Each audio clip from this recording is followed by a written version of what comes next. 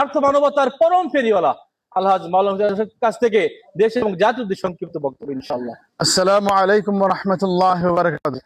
যারা এই মুহূর্তে আমাদের এই লাইভটুকু দেখতেছেন সবাইকে ধন্যবাদ জানিয়ে শুরু করছি।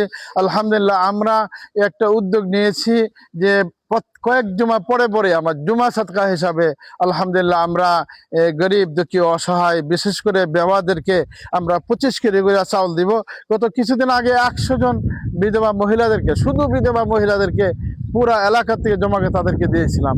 আজকেও আলহামদুলিল্লাহ, আজকে 14 আগস্ট 2026 আলহামদুলিল্লাহ আমরা 50 জন বিধবা মহিলা দেখবেন একবারে অসহায়, তাদেরকে আলহামদুলিল্লাহ আমরা 25 কেজি করে চাউল দিতেছি।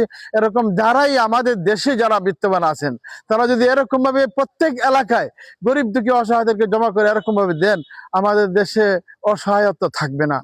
আর ইনশাআল্লাহ প্রত্যেক এলাকায় যদি আপনারা, আল্লাহ তাআলা অনেক দিয়েছেন সবাইকে, অনেক মানুষকে অনেক কিছু দিয়েছেন, দিলে কমবে না, অবশ্যই আল্লাহ তাআলা আরো বাড়াই দিবেন।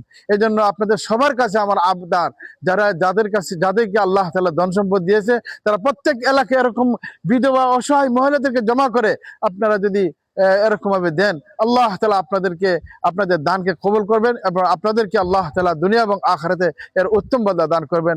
আসসালামু আলাইকুম ওয়া রাহমাতুল্লাহ।